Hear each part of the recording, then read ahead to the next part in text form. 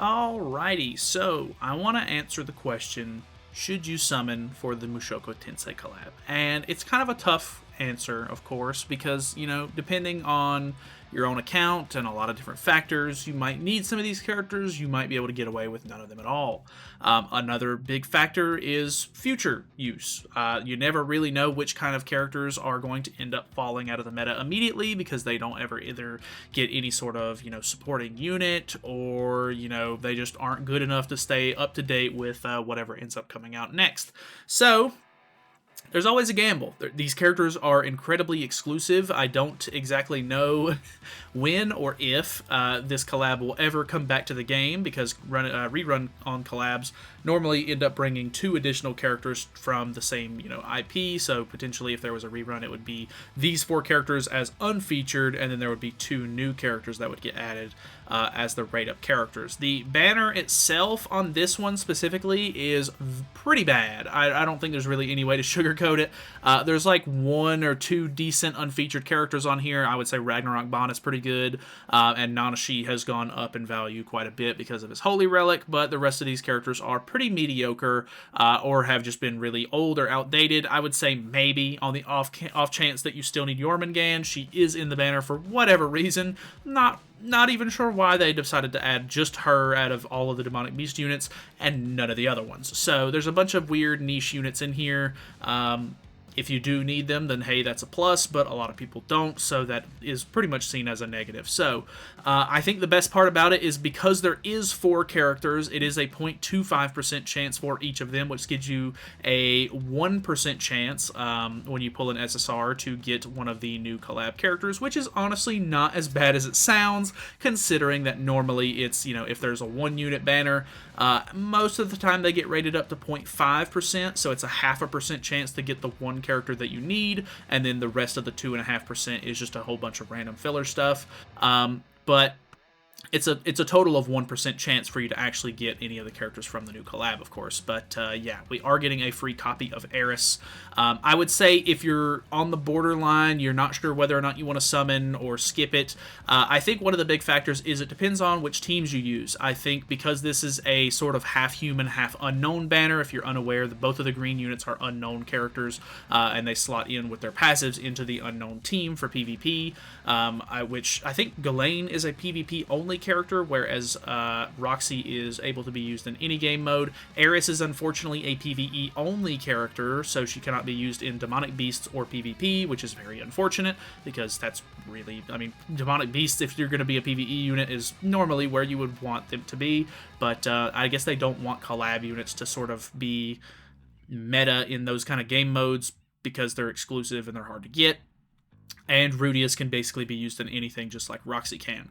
So, I think so far with the performance that I've seen on the JP servers and everything, the people who have been showcasing the characters, Rudius and Ghislaine seem to be the 2 strongest characters, I guess. But like I said, if you're running Unknown team, Ghislaine seems to be a really nice unknown damage dealer. Roxy seems to be a really nice unknown support character. I haven't seen maybe the greatest performance out of Roxy yet, but she hasn't gotten as many showcases as I've seen for Ghislaine because she seems to be the fan favorite here.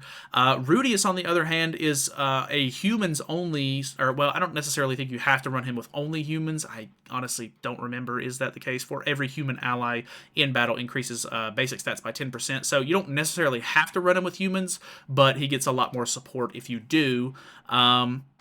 You're basically going to be slotting him into a human team. So if you're maybe investing in, maybe you summon for the new Roxy character, which, by the way, I don't really think that Roxy's the greatest character to run with Rudius. You might end up getting some decent use out of it, but from what I've seen, the way that his passive works, he basically stacks up these magic spheres, or magic orbs, and once you get 5 of those, he basically just gets a ton of crit chance and additional damage dealt, which you might not always hit 5 orbs, but you're basically just going to be getting, it increases attack damage by 20% per orb on you whenever you use a single target attack. So basically you're just going to be stacking up these orbs on him, using this single target flood card, and basically deleting a character off of the field. It's not always guaranteed or anything. If you don't crit, You probably won't kill, or if you do, then that's great. But if you're going to be running her with Roxy or trying to run her with Roxy, you have to crit to get her part of the passive off.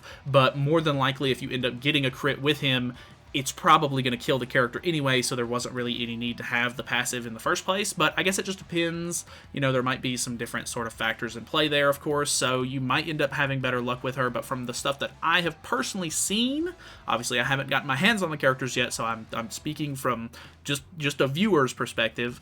It doesn't seem like she's the greatest, but I could be wrong. I'll definitely test that out on my own. Eris, on the other hand, like I said, she's free. She's PvE only. A lot of people just don't like the unit at all because she's so restricted. Very unfortunate.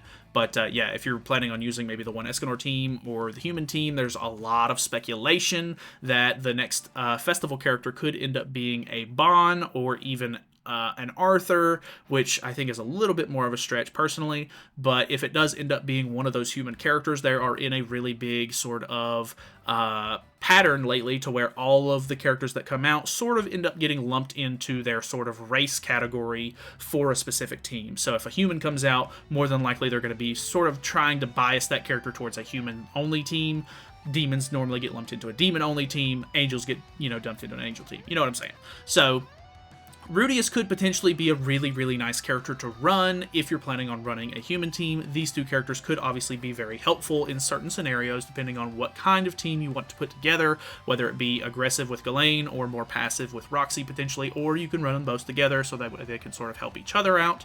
But if you're planning on running a unknown team, you might want to have these characters. But if you're just going to focus on the most meta stuff at the moment, which seems to be angels or demons specifically being the higher of the two because they get so much support, then you can probably just get away with skipping this banner completely. I would not blame you in the slightest. Some of these characters are a little bit too niche for the average user. I would not complain at all if you were like, hey, I don't use I only use demons, I only use angels, I don't use these two teams, screw these units. I would completely understand. So take that into account for sure.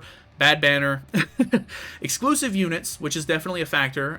They have made it to where, you don't even see characters from collabs in your box anymore. Like if you scroll down to the very bottom of your box, it'll only show you characters from the main game that you're missing. So it's not like you're going to have to deal with not like seeing these characters in your box and like what could have been. I guess you'll always, I guess, know if you skip these characters that you could have had them maybe, but you won't be reminded of it too often.